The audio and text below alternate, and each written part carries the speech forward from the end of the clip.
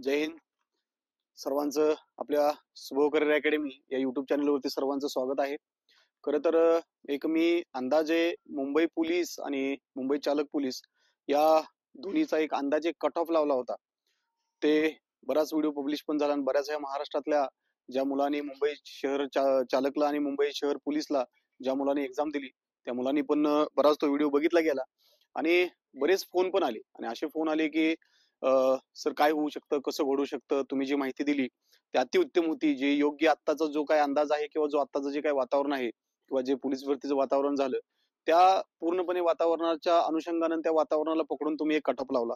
परंतु बऱ्याच मुलांचे आणि बऱ्याच मुलींचे असे प्रश्न आले की सर मुंबई चालक आणि मुंबई शहरचं तर तुम्ही सांगितलं, परंतु मुंबई कारागृह पोलीस याचंही तुम्ही आम्हाला एक अंदाजे मेरिट सांगा. त्याच्यामुळं एक आम्हाला थोडाफार प्रमाणात दिलासा मिळेल आणि आम्हाला एक होप्स राहतील की आम्ही पण त्याच्यामध्ये बसू शकतो. आणि अंदाज एक मी एक माझ्या पद्धतीने मांडण्याचा प्रयत्न करेल. जसं की मी मुंबई पोलीसला आणि मुंबई चालक पोलीसला या दोन्हीचा कट ऑफ सांगताना पूर्ण स्टडी करून पूर्ण सगळ्या गोष्टीचा अनालिसिस करून पूर्ण आणि म्हणजे म्हणण्यापेक्षा की एक 4-5 दिवसाचा वेळ घेऊन सर्व मुलांच्या सर्व मुलींच्या प्रतिक्रिया, क्वेश्चन पेपर कशा पद्धतीने होता, मागच्या वर्षीची भरती कशा पद्धतीने झाली, ह्या वर्षीची भरती कशा पद्धतीने झाली, ह्या सर्व गोष्टीचा एक अंदाज घेऊन मी ते एक मांडला होता कट ऑफ. तसाच आता हा कारागृहाचाही तसाच मांडेल. सर्वप्रथम मुळात मी कट ऑफ सांगण्याआधी एक तुम्हाला एक दोन गोष्टी सांगू शकतो ह्या शकीबावरून. कारागृह आम्ही मागच्या पण मी ह्याच्यामध्ये सांगितलं तुम्हाला की व्हिडिओमध्ये की सर्वप्रथम पहिल्यांदा ह्या महाराष्ट्रातली जे पोलीस भरती करणारी मुलं मुली असतील ते सर्वप्रथम सर्वात पहिल्यांदा प्राधान्य देतात पोलीस भरतीला म्हणजे जिल्हा पोलीसला, आणि त्याच्यानंतर प्राधान्य देतात मुलं असतील तर ते SRPF ला प्राधान्य देत असतील. तिसरा त्यांचा घटक असेल चालक पोलीसला प्राधान्य देत असतील आणि चौथा घटक असेल आपला कारागृह पोलीसला प्राधान्य देत असतील. म्हणजे मुळात मला म्हणायचं एक ह्याच्यामध्ये की कारागृह पोलीसला म्हणजे जेल पोलीसला सर्वात शेवटी ठेवलेला आहे. सर्व मुलांनी सर्वात शेवटचा तो घटक ठेवलेला आहे की जर आपण इकडं तिकडं कुठं नाही झालो तर आपण तिकडे जॉईन व्हावं, असं बऱ्याच मुला मुलींची ती एक मानसिकता होती आणि मानसिकता आहे पण. मुळात आपण बघितलं की तुमचा मुंबईच्या कारागृहाचा पोलीसचा पेपर होण्या अगोदर बऱ्याच महाराष्ट्राच्या कारागृहाचे पेपर झाले, जिल्हा पोलीसचे पेपर झाले, चालकचे पेपर झाले आणि SRPF चे पण पेपर झाले. त्याच्यामध्ये बरीच मुलं जे टप मुलं होती, जी टप मुली होत्या ते महाराष्ट्रामध्ये आता सध्या ऑन ड्युटी आहेत, सध्या ते आता नोकरीवरती आहेत. आणि मुंबईचं एक असं घडलं की बाबा कारागृहाच्या वेळेस जी मुलांची किंवा जी मुलींची जी ग्राउंडची जी काही एक ही होती की एक प्रक्रिया होती त्याच्यामध्ये आपण बघितलं की बराच पाऊस होता. त्या पावसामध्ये मुलं सगळी आपली म्हणजे म्हणतात ना की ती पहाटे 5ला आतमध्ये जाऊन संध्याकाळी 5-6ला बाहेर पडणं आणि ते ग्राउंड घेण्याची पद्धत एक त्यांची होती व्यवस्थित, त्यांनी मॅनेजमेंट केलं होतं. परंतु आपल्याला जर का 12 तास आतमध्ये बसून जर ग्राउंड द्यायचं असेल तर आपल्या पोटामध्ये तसं पाहिजे पण आणि तशी आपली बॉडी पण आपली ऍक्टिव्हिटीज करायला पाहिजे. ह्या सर्व गोष्टीचा अंदाज घेऊन मी एक कारागृहाचं पण मेरिट लावलेलं आहे. मुळात आता आपण बघितलं 11 तारखेला कारागृहाचा आणि जिल्हा चालक पोलीसचा हे 2 पेपर झाले आणि 12 तारखेला जिल्हा पोलीसचा पेपर झाला. पहिला पेपर झाला चालक पोलीसचा. चालक पोलीसचा पेपर ज्या मुलांनी ज्या मुलींनी दिला त्यांना माहिती आहे की तो पेपर पूर्ण कन्फ्युजनचा पेपर होता. प्रश्न सोपे होते परंतु चारही ऑप्शन त्याच्यातले कन्फ्युजनचे ऑप्शन होते. त्याच्यामुळे बरेच महाराष्ट्रातले मुलं मुली एक गोंधळात आहेत की बाबा काय घडू शकतं, कशा पद्धतीने मेरिट लागू शकतं. हा एक गोंधळ आहे त्याच्यात त्यांना एक दिलासा देण्यासाठी मी तसा व्हिडिओ पण पब्लिश केला. आपल्या चॅनलच्या युट्यूब चॅनलवरती जावा, तसा एक मी त्याच्यामध्ये पण एक व्हिडिओ बनवला आहे, तोही पाहू शकता तुम्ही. त्याच अनुषंगाने आपण कारागृहाकडे वळाल तर कारागृहाचा पेपर सेकंड पेपर झाला, 11 तारखेला दुसरा पेपर झाला. चालकचा पेपर अवघड गेल्या कारणानं थोड्याशा पोरांची मानसिकता थोडीशी डाऊन होती की कारागृहाच्या पेपरला त्यांना कॉन्फिडन्स म्हणा बऱ्याच काही गोष्टी होत्या, तेही आम्ही बघितलं. तर मी बघतोय आसपासची मुलं त्यांची तीच मानसिकता आहे. मुळात मला पहिला एक सांगायचंय तुम्हाला की बाबानो कारागृहाला सर्वात कमी संख्या येणार आहे. कारागृहाला सर्वात आधी मी मेरिट सांगून मग त्याच्यानंतर बोलेल. पहिल्यांदा मी माझ्या एक अंदाजे मेरिट लावलेला आहे, सर्व गोष्टीचा अभ्यास करून मेरिट लावलेला आहे. कारागृहाला मुंबई कारागृहाला टोटल आपल्याला 717 जागा आहेत आणि त्या कास्ट वाईज जागा अशा असतील. ओपनला 187 जागा आहेत, SC-BC ला 72 जागा आहेत, OBC ला 133 जागा आहेत, EWS ला 72 जागा आहेत, SC कास्टला 99 जागा आहेत आणि ST ला 56 जागा आहेत, VJA ला 25 जागा आहेत, NTB ला 19 जागा आहेत, NTC ला 26 जागा आहेत आणि NTD ला 16 जागा आहेत आणि SBC ला 12 जागा आहेत. वित्तमत्ते प्रकल्पग्रस्त, भूकंपग्रस्त, माजी सैनिक, खेळाडू ह्यांच्या तर जागा आहेतच आहेत.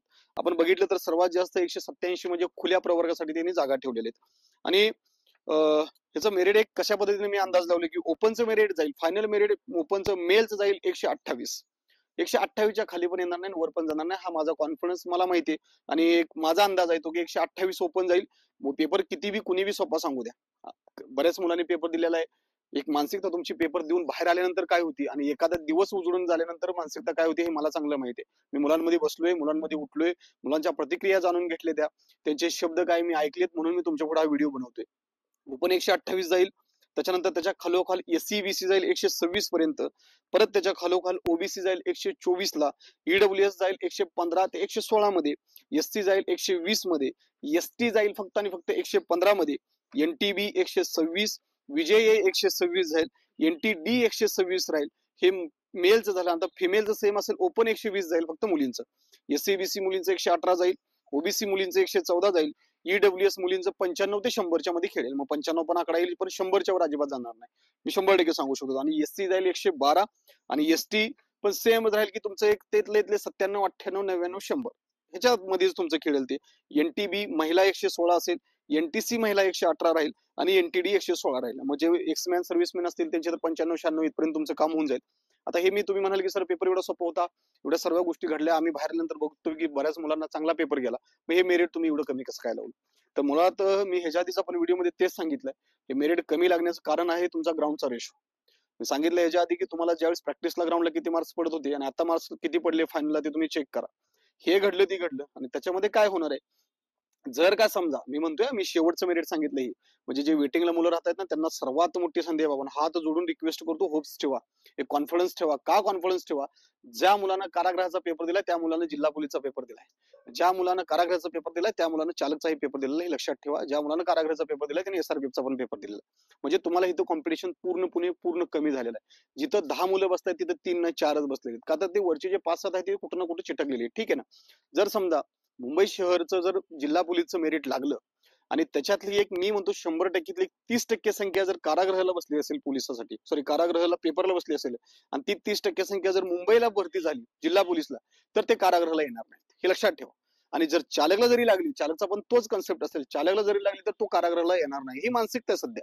मी त्या मानसिकतेवर तुम्हाला बोलतो. म्हणजे तुमचं मेरिट कुठं खाली येऊ शकतं हे तुम्ही थोडं लक्ष ठेवा, की जो पोरगा कारागृहाला सॉरी जिल्ह्याला लागणार आहे तो कारागृहाला येणार नाहीये. पोरगा एकच आहे, परंतु त्याच्या आवेदन अर्ज 3 आहेत, घटक वेगवेगळे आहेत. पोरगा एकच, कॅन्डिडेट एकच आहे, ठीक आहे ना? मग त्याचा जर जिल्हा पोलीसला लागला तर तो कारागृहाला येणार नाही, चालकला जरी लागला तर तो कारागृहाला येणार. म्हणजे तिथे एक तुम्हाला मोठी संधी आहे.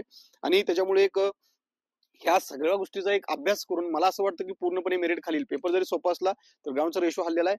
कॉन्फिडन्स ठेवा, बी कंटिन्यू ठेवा. आणि दुसरा मुद्दा एक आहे की आता बरेच महाराज वाटतं की महाराष्ट्रातली सगळी प्रक्रिया आतापर्यंत एक 90% संपत आली पोलीस भरतीची. आता फक्त राहिले पुणे कारागृह फक्त राहिलेलं आहे. आता मी बघतोय मानसिकता मुलांची की जी मुलं आता जे काय एसआरपीला बाहेर पडले, ड्रायव्हरला बाहेर पडले, जिल्ह्याला बाहेर पडले, जे महिला बाहेर पडल्या, त्यांची मानसिकता आता पुणे कारागृहाच्या ग्राउंडला जाण्याची नाहीये. बाळांनो, हात जोडून रिक्वेस्ट करतो, पुणे कारागृहाची मैदानी चाचणीला जो मुलगा जाईल, जी मुलगी जाईल, त्याला एवढी मोठी संधी असणार आहे. का तर सर्वजण आता थोडेसे लूज पडलेले दिसत आहेत, परंतु ज्या मुलाला शेवटपर्यंत लढायला असेल, ज्या मुलीला शेवटपर्यंत लढायचं आहे, त्यांनी लढा. आणि परत मी व्हिडिओ बनवेलच. पुणे कारागृहाचं ग्राउंडचं मेरिट एवढ्या खाली लागेल ग्राउंड व्हायच्या आधी, मी तुम्हाला सांगतोय. ह्याचं कारण आहे, संबंध महाराष्ट्रातल्या विद्यार्थ्यांनी जे आत्ताच्या पोलीस भरतीला फॉर्म भरला होता ते सगळे वेट करतायत की मेरिटचं, परंतु ग्राउंडची मानसिकता कुणाची राहिलेली नाही. परंतु ज्या मुलीला, ज्या मुलाला, जे आपण आता पेपर दिलेत, जे आपण फायनल मेरिट तर वाट बघणारच आहे, ते तर आपल्यासोबत घडणारच आहे, आपण पॉझिटिव्ह पण आहात. परंतु तुम्ही बाळांनो वेळ मिळाला तर तुम्ही पुणे कारागृहाचं ज्या विद्यार्थ्यांचा अर्ज आहे त्यांनी तिथं प्रॅक्टिस करा. पुणे कारागृहाचं मेरिट सुद्धा सर्वात खाली येणार आहे. किती प्रमाण बसलं हे सांगण्यापेक्षा ज्यावेळेस पेपरला बसणार आहे त्याच वेळेस आपल्याला कळेल की मुलं किती बसली. आता एकाच 100, एकाच 10, जे काय असेल ते असेल, मुलं पेपरला किती बसतात. त्याच्यामुळं पुणे कारागृहाला जो पोरगा अजून बाकी आहे, जी महिला बाकी आहे, त्याने ग्राउंड चालू करा. लवकरच पुणे कारागृह पण सुरू होईल, त्याच्याही मैदानी चाचणी लवकरच सुरू होतील. त्याच्यानंतर तुम्हाला समजेल की मी जो आता व्हिडिओमध्ये सांगितलं तेच घडणार आहे. ठीक आहे, एनिवे काळजी घ्या. आणि परत मला सांगायला आवडेल की जे मी आता बघतोय, जे वातावरण बघतोय, ज्या मुलांचे एवढे फोन्स येत आहेत, रोजचे 300-400 कॉल आहेत, मेसेज येत आहेत, टेक्स्ट मेसेजेस आहेत, पर्सनल मेसेज आहेत, फोन आहेत. बाळांनो, गोंधळून कुणीही जाऊ नका, गोंधळून कुणीही जाऊ नका. बिंदास्त राहा, रिलॅक्स राहा, कुणालाही बळी पडू नका. तुम्हाला तुमच्यावरती कॉन्फिडन्स आहे. आणि जो व्हिडिओ बघतोय, जो मुलगा व्हिडिओ बघतोय, जशी तुझी परिस्थिती आहे किंवा जशी तुमची मनस्थिती आहे तशी संबंध महाराष्ट्राची मनस्थिती ही मी सांगतो, माझ्यावरती विश्वास ठेवा. ठीक आहे, रिलॅक्स राहा, अजिबात टेन्शन घेऊ नका, काळजी घ्या. आणि ज्या मुलांना वाटतंय की बाबा आता आपलं ह्यात होऊ शकत नाही, तर आता लगेच परत एक नवीन पोलीस भरती निघते. त्याच्यामध्ये ट्राय करा. प्रॅक्टिस चालू ठेवा. बाळांनो, आपल्याला शेवटपर्यंत थांबणं गरजेचं आहे. सॉरी, आपल्याला शेवटपर्यंत अजिबात थांबायला नाही पाहिजे. आपला हे जर आपण ह्या क्षेत्रातच आलोय, की हे क्षेत्र आहे एकदम किचकट, ठीक आहे ना? त्याच्यामुळे हे क्षेत्र तुम्हाला सांगतो, तू थांबला का तुझ्या पुढे किती जण गेली? अजिबात नाही. ज्याला पान पलटी धडा दुसरा आपल्या आपल्या चालू ठेवायचं. आपल्या बऱ्याच अपेक्षावरती लोक बसलेले आहेत. आपल्या गोरगरीब घराण्यातून आपण आलेलो असतो, सर्वसामान्य घराण्यातून आलेला असतो. माळावरती कुठेतरी आपण प्रॅक्टिस केलेली असते, कुठेतरी ग्राउंडवरती प्रॅक्टिस केलेली असते. आणि शेवटी हाती जर आपल्या अपयशात असेल, तर तिथं आपण खचतो. 100% खरं आहे. आपल्या कुटुंबातले लोकही खचतात. परंतु माझी तुम्हाला एक रिक्वेस्ट असेल, न खचता परत त्यांची मानसिकता तुम्ही तयार ठेवा आणि स्वतःची एक मानसिकता अशी तयार ठेवा, की मला परत त्याच मैदानात उतरायचं आहे आणि मला परत भरती द्यायची आहे. ठीक आहे? काळजी घ्याल. काय अडचण असेल तर डिस्क्रिप्शन बॉक्समध्ये आपण टेलिग्रामची लिंक टाकलेली आहे. त्याच्यावरती पण आपण महत्त्वाचे अपडेट टाकतो. आणि जे आपल्या अकॅडमीमध्ये जे पोलीस भरतीचे ज्या टेस्ट पेपर होतात, एकदम फ्री स्वरूपात, कुठलीही पैसे, एकही रुपया न आकारता आम्ही त्या टेलिग्राम चॅनलवरती आम्ही आमचे पेपर, आठवड्यातून 2 पेपर होतात, बुधवारचा आणि शनिवारचा. सेम पोलीस भरती पॅटर्न वाईज ते 2 पेपर आम्ही तिथे पब्लिश करतो. त्याचाही तुम्हाला फायदा होऊन जाईल. आणि जर कुणाला अडचण असेल तर मी खाली डिस्क्रिप्शन बॉक्समध्ये माझा स्वतःचाही कॉन्टॅक्ट नंबर टाकतोय. तुम्ही माझ्याशी कॉन्टॅक्ट साधा. परत एकदा सर्वांचे आभार मानतो. जय हिंद. थांबूया इथंच. भेटूया लवकरच.